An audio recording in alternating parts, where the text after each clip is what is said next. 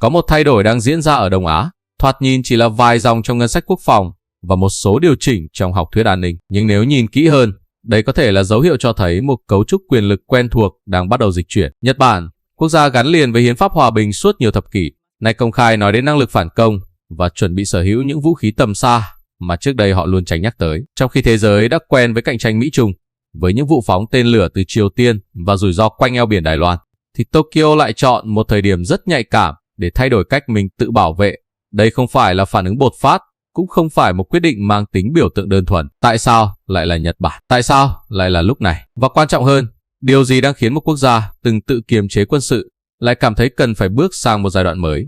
Câu chuyện này không chỉ nói về vũ khí hay ngân sách, mà là về cách quyền lực đang được tái định nghĩa trong khu vực. Để hiểu điều đó, chúng ta cần bóc tách từng tầng của ván cờ đang mở ra. Để hiểu vì sao Nhật Bản lựa chọn con đường đổi mới quốc phòng vào thời điểm này, cần đặt câu chuyện vào bức tranh rộng hơn của môi trường an ninh khu vực và toàn cầu. Đông Á hôm nay không còn là không gian tương đối ổn định như nhiều thập kỷ trước, nơi các bên chủ yếu kiềm chế nhau bằng ngoại giao và phụ thuộc kinh tế. Thay vào đó, khu vực này đang trở thành một trong những điểm giao thoa căng thẳng nhất của thế giới. Ở phía Bắc, Triều Tiên liên tục thử nghiệm tên lửa với tần suất và độ phức tạp ngày càng cao, bao gồm cả các hệ thống được cho là có khả năng mang đầu đạn hạt nhân. Những vụ phóng này không chỉ mang ý nghĩa kỹ thuật, mà còn là thông điệp chính trị rõ ràng. Bình Nhưỡng muốn khẳng định rằng họ sẵn sàng chấp nhận rủi ro leo thang để buộc các đối thủ phải tính toán lại. Với Nhật Bản, một quốc gia nằm hoàn toàn trong tầm bắn của các loại tên lửa đó, mối đe dọa này không còn mang tính giả định. Ở phía Tây và Tây Nam, Trung Quốc đang mở rộng nhanh chóng năng lực quân sự, đặc biệt là hải quân và không quân, đồng thời gia tăng hiện diện ở biển Hoa Đông, quanh quần đảo Senkaku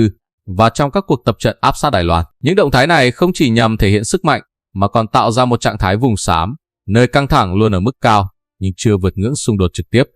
Chính sự mơ hồ đó khiến các nước xung quanh, trong đó có Nhật Bản, phải liên tục tự hỏi, nếu một khủng hoảng nổ ra đột ngột, liệu họ có đủ thời gian và công cụ để phản ứng hay không? Trong nhiều thập kỷ, câu trả lời của Tokyo cho câu hỏi an ninh tương đối đơn giản. Nhật Bản tự kiềm chế quân sự, tập trung vào phục hồi và phát triển kinh tế, còn an ninh chiến lược được đặt trong khuôn khổ liên minh với Mỹ.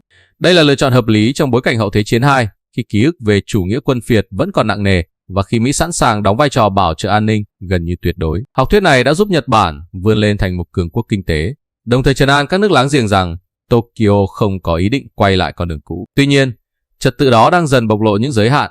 Mỹ ngày nay không chỉ phải đối mặt với một thách thức duy nhất ở Đông Á, mà còn phải phân tán nguồn lực trên nhiều mặt trận toàn cầu. Điều này không đồng nghĩa Washington rút lui khỏi khu vực, nhưng rõ ràng kỳ vọng rằng Mỹ có thể gánh toàn bộ trách nhiệm an ninh như trước đây đã không còn thực tế. Đối với Nhật Bản, sự phụ thuộc quá lớn vào một bảo trợ duy nhất bắt đầu trở thành một rủi ro chiến lược. Chính tại điểm giao nhau này, mâu thuẫn cốt lõi của Nhật Bản xuất hiện. Một mặt, hiến pháp hòa bình và tâm lý xã hội hậu chiến vẫn là nền tảng chính trị quan trọng. Mặt khác, môi trường an ninh xung quanh ngày càng khắc nghiệt với những mối đe dọa cụ thể, gần kề và khó dự đoán. Nếu không thay đổi, Nhật Bản có nguy cơ bị đặt vào thế bị động, nơi mọi lựa chọn đều phụ thuộc vào quyết định và nhịp độ của người khác. Sự thay đổi trong tư duy quốc phòng của Tokyo vì thế không xuất phát từ tham vọng mở rộng ảnh hưởng, mà từ nhu cầu quản trị rủi ro trong một trật tự đang dịch chuyển. Các nhà hoạch định chính sách Nhật Bản dần nhận ra rằng tự kiềm chế tuyệt đối không còn đủ để bảo đảm an ninh, và rằng việc duy trì hòa bình đôi khi đòi hỏi phải có năng lực khiến đối phương phải cân nhắc kỹ trước khi hành động. Điều quan trọng là, ở giai đoạn này, Nhật Bản chưa phá bỏ hoàn toàn khuôn khổ hậu chiến. Những cải cách quốc phòng vẫn được đặt trong giới hạn hiến pháp, vẫn nhấn mạnh tính phòng thủ và vẫn gắn chặt với liên minh Mỹ-Nhật. Nhưng từng bước nhỏ, từng điều chỉnh kỹ thuật đang cộng lại thành một sự chuyển dịch lớn hơn về vai trò và cách nhìn nhận sức mạnh. Và đó mới chỉ là lớp bề mặt của ván cờ. Phần quan trọng hơn nằm ở những nước đi cụ thể mà Nhật Bản đang lựa chọn, cũng như lợi ích thực sự mà Tokyo muốn đạt được từ sự thay đổi này. Khi nhìn vào những quyết định quốc phòng mới của Nhật Bản, rất dễ dừng lại ở bề mặt con số và vũ khí. Những cái tên như tên lửa hành trình tầm xa, các hợp đồng mua sắm lớn hay mục tiêu tăng ngân sách lên mức tương đương. Các nước NATO có thể tạo cảm giác rằng Tokyo đang quân sự hóa mạnh mẽ, nhưng nếu chỉ nhìn như vậy, chúng ta sẽ bỏ lỡ bản chất thật sự của nước đi này. Điểm then chốt trong chiến lược mới của Nhật Bản không nằm ở việc họ mua bao nhiêu vũ khí, mà ở cách họ tái định nghĩa khái niệm tự vệ. Trong nhiều thập kỷ, tự vệ của Nhật chủ yếu được hiểu là phòng thủ thụ động, chờ đối phương hành động trước rồi mới phản ứng. Cách tiếp cận đó phù hợp trong một môi trường an ninh tương đối ổn định, nhưng lại trở nên nguy hiểm khi đối mặt với các mối đe dọa có thể diễn ra nhanh, bất ngờ và với mức độ hủy diệt lớn. Năng lực phản công, vì thế, không phải là lời tuyên bố hiếu chiến, mà là nỗ lực đóng lại khoảng trống nguy hiểm trong thời gian và lựa chọn chiến lược. Bề ngoài, các nước láng giềng và dư luận quốc tế thấy Nhật Bản ký hợp đồng mua tên lửa tầm xa, nâng cấp các hệ thống hiện có và củng cố phòng thủ tên lửa. Nhưng bên trong, Lợi ích thực chất mà Tokyo theo đuổi là thay đổi cách đối thủ tính toán rủi ro. Khi đối phương hiểu rằng một cuộc tấn công sẽ không chỉ gặp phòng thủ mà còn có khả năng bị đáp trả ở khoảng cách xa, ngưỡng để họ chấp nhận mạo hiểm sẽ cao hơn. Đây chính là cốt lõi của răn đe. Twist nằm ở chỗ, thứ mà Nhật Bản thật sự mua không chỉ là vũ khí, mà là thời gian để đánh giá tình hình, để phối hợp với đồng minh và để tránh bị đẩy vào một quyết định vội vã trong khủng hoảng. Trong một kịch bản xấu, chỉ cần vài giờ hoặc vài ngày chậm trễ cũng có thể quyết định liệu xung đột có leo thang hay không. Năng lực tầm xa giúp Tokyo kéo dài không gian chiến lược đó, thay vì bị buộc phải phản ứng trong thế bị động. Một khía cạnh khác ít được chú ý hơn là cách Nhật Bản kết hợp nước đi quân sự với điều chỉnh chính sách công nghiệp và đối tác. Việc nới lỏng các quy định xuất khẩu quốc phòng, dù vẫn rất thận trọng, cho phép Tokyo tham gia sâu hơn vào các mạng lưới an ninh khu vực. Khi đồng minh và đối tác mạnh hơn, gánh nặng phòng thủ không còn dồn hết lên một quốc gia. Đây là cách chia sẻ rủi ro gián tiếp, vừa tăng cường an ninh chung, vừa tránh hình ảnh Nhật Bản đơn phương phô trương sức mạnh. Nước đi này cũng phản ánh sự khác biệt tinh tế trong cách Nhật Bản và Mỹ nhìn nhận vấn đề Trung Quốc. Washington tập trung nhiều vào cạnh tranh quyền lực ở tầm toàn cầu, trong khi Tokyo, với vị trí địa lý gần gũi và quan hệ kinh tế sâu sắc với Bắc Kinh, phải cân nhắc kỹ hơn giữa răn đe và quản lý căng thẳng. Chiến lược mới của Nhật vì thế không nhằm tạo đối đầu trực diện, mà nhằm thiết lập một thế cân bằng đủ vững để ngăn chặn những thay đổi đơn phương bằng vũ lực. Tuy nhiên, chính sự thận trọng này lại khiến nước đi của Nhật Bản trở nên đáng chú ý. Tokyo đang phá vỡ các thông lệ cũ từng bước một, đủ để tạo ra tác động răn đe, nhưng không đủ mạnh để gây ra cú sốc làm mất ổn định khu vực. Đây là một bài toán khó, đòi hỏi sự đồng bộ giữa chính sách quốc phòng, ngoại giao và kinh tế. Quan trọng hơn, những quyết định này không còn chỉ mang tính song phương trong khuôn khổ Liên minh Mỹ-Nhật. Chúng bắt đầu ảnh hưởng đến cách các nước khác trong khu vực điều chỉnh chiến lược của mình, từ cách đầu tư vào phòng thủ đến cách tham gia các cơ chế hợp tác an ninh mới. Khi một quốc gia lớn như Nhật Bản thay đổi vai trò, cả ban cờ buộc phải điều chỉnh theo. Nhưng để hiểu đầy đủ hệ quả của sự điều chỉnh này, cần nhìn xa hơn những hợp đồng và chính sách hiện tại. Câu hỏi lớn hơn là Nhật Bản sẽ đứng ở đâu trong trật tự khu vực nếu xu hướng này tiếp tục. Và đó chính là câu chuyện của phần tiếp theo. Nếu bạn còn xem đến đây, có lẽ bạn đã nhận ra rằng sự thay đổi trong chính sách quốc phòng của Nhật Bản không phải là một phản ứng ngắn hạn trước vài biến động nhất thời. Đây là một quá trình tái định vị dài hơi, với hệ quả vượt xa phạm vi ngân sách hay số lượng vũ khí được mua sắm. Câu hỏi quan trọng lúc này không còn là Nhật Bản đang làm gì, mà là Nhật Bản sẽ đứng ở đâu trong trật tự khu vực đang dịch chuyển. Trong nhiều thập kỷ, vị thế của Tokyo khá rõ ràng.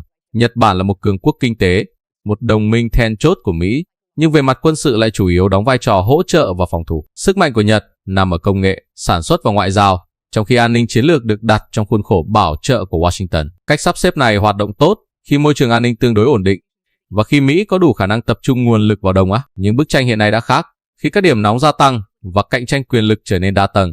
Việc chỉ dựa vào một mô hình cũ bắt đầu bộc lộ rủi ro. Sự chuyển dịch của Nhật Bản, nếu đi đúng hướng, sẽ đưa nước này từ vị thế một bên được bảo vệ sang vai trò một chủ thể có khả năng đóng góp thực chất vào việc duy trì cân bằng khu vực. Điều này không đồng nghĩa với việc Nhật Bản tìm cách thay thế Mỹ hay dẫn dắt trật tự mới, mà là sẵn sàng gánh một phần trách nhiệm lớn hơn. So sánh trước và sau cho thấy sự thay đổi rất rõ. Trước đây, lựa chọn của Nhật Bản trong khủng hoảng khá hạn chế, phần lớn phụ thuộc vào phản ứng của đồng minh. Sau những cải cách hiện nay, Tokyo đang xây dựng thêm không gian chiến lược để tự đưa ra quyết định, ít nhất là trong những giờ và ngày đầu tiên của một tình huống căng thẳng. Chính khoảng không gian này tạo ra giá trị răn đe thực sự, bởi nó làm giảm khả năng đối phương đạt được mục tiêu nhanh chóng bằng hành động bất ngờ. Đặt sự thay đổi đó vào trật tự thế giới rộng hơn, chúng ta thấy một xu hướng rõ ràng. Sức mạnh ngày nay không chỉ đo bằng quân số hay tàu chiến, mà bằng khả năng kết nối công nghệ, chia sẻ thông tin và tham gia vào các mạng lưới an ninh linh hoạt. Nhật Bản, với nền tảng công nghệ và kinh tế sẵn có, đang tìm cách chuyển hóa các lợi thế đó thành năng lực chiến lược, thay vì chỉ dựa vào cam kết của người khác. Điều đáng chú ý là Tokyo vẫn cố gắng duy trì một ranh giới rất rõ.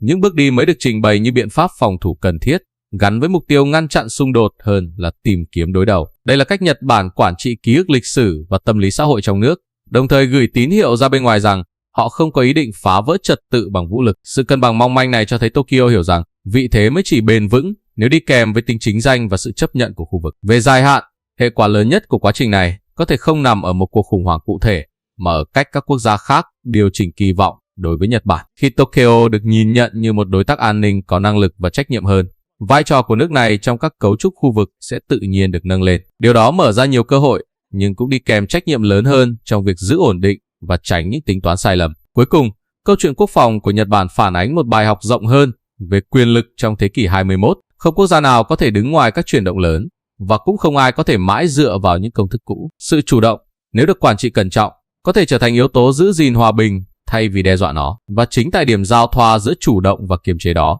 Nhật Bản đang thử nghiệm một vai trò mới cho mình. Nhìn lại toàn bộ câu chuyện, có thể thấy sự đổi mới quốc phòng của Nhật Bản không phải là một quyết định bộc phát, cũng không phải là nỗ lực tìm lại hào quang quân sự trong quá khứ. Bản chất của quá trình này nằm ở việc Tokyo đang điều chỉnh cách mình tồn tại trong một trật tự thế giới đã thay đổi sâu sắc. Khi môi trường an ninh trở nên khó lường hơn, việc tiếp tục dựa hoàn toàn vào những khuôn mẫu cũ không còn là lựa chọn an toàn. Nhật Bản hiểu rằng sức mạnh ngày nay không chỉ được đo bằng số lượng vũ khí hay quy mô ngân sách quốc phòng. Sức mạnh thực sự nằm ở khả năng khiến đối phương phải do dự, phải cân nhắc kỹ lưỡng trước khi hành động. Đó là sức mạnh của răn đe, của năng lực quản trị khủng hoảng và của việc tạo ra không gian chiến lược cho những lựa chọn tỉnh táo. Trong cách tiếp cận này, vũ khí chỉ là phương tiện, còn mục tiêu cuối cùng vẫn là ngăn chặn xung đột. Điều đáng chú ý là Nhật Bản không chọn cách đối đầu công khai hay phô trương sức mạnh. Thay vào đó, Tokyo đi theo con đường thận trọng, từng bước mở rộng vai trò của mình, nhưng vẫn cố gắng giữ sự cân bằng giữa tự chủ và liên minh, giữa an ninh và ổn định khu vực. Đây là một lựa chọn khó, bởi nó đòi hỏi sự đồng thuận xã hội trong nước, sự tin cậy từ đồng minh và sự chấp nhận từ các nước láng giềng. Nhưng chính sự khó khăn đó cho thấy Nhật Bản đang nghiêm túc tìm kiếm một vị thế bền vững, thay vì một lợi thế ngắn hạn. Câu chuyện này cũng gợi ra một thông điệp rộng hơn về quyền lực trong thế giới hiện đại. Không quốc gia nào có thể đứng ngoài các chuyển động lớn, và không ai có thể giữ mãi một vai trò nếu bối cảnh xung quanh đã thay đổi. Quyền lực không còn chỉ là khả năng áp đặt, mà là khả năng thích nghi, kết nối và tạo dựng niềm tin. Ai làm chủ được những yếu tố đó, người ấy mới có thể định hình cuộc chơi trong dài hạn. Với Nhật Bản, quá trình đổi mới quốc phòng là một phép thử về bản lĩnh chiến lược. Nó cho thấy Tokyo đang cố gắng thoát khỏi vị thế bị động, nhưng vẫn tránh rơi vào vòng xoáy đối đầu. Đây không chỉ là câu chuyện của một quốc gia, mà là tấm gương phản chiếu cách các nước tầm trung và cường quốc khu vực đang tìm đường đi trong một thế giới nhiều bất ổn. Quan điểm của kênh Sức mạnh Thế giới rất rõ ràng, chúng tôi không chọn phe, mà chọn thế, không nhìn sự kiện qua lăng kính cảm tính, mà qua logic của quyền lực và lợi ích dài hạn. Bạn nghĩ sao về con đường mà Nhật Bản đang lựa chọn? Liệu đây có phải là hướng đi đúng cho một trật tự đang dịch chuyển? Hãy chia sẻ góc nhìn của bạn dưới phần bình luận và đăng ký kênh Sức mạnh Thế giới để cùng chúng tôi tiếp tục theo dõi, phân tích và lý giải những chuyển động lớn đang âm thầm định hình thế giới trong thời gian tới.